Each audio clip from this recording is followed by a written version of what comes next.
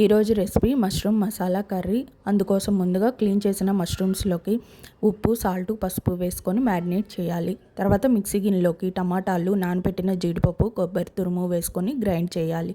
Stove పైకి pan తీసుకొని oil వేసుకొని ఆయిల్ వేడైన తర్వాత దాల్చిన చెక్క, లవంగాలు, బిర్యానీ ఆకు వేసుకొని ఫ్రై చేయాలి. ఆ తర్వాత ఉల్లిపాయలు, పచ్చిమిరకాయలు వేసుకొని బాగా మగ్గించుకోవాలి. ఇందులోకి 2 స్పూన్ల వరకు అల్లం వెల్లుల్లి పేస్ట్ వేసుకొని బాగా ఫ్రై చేయాలి.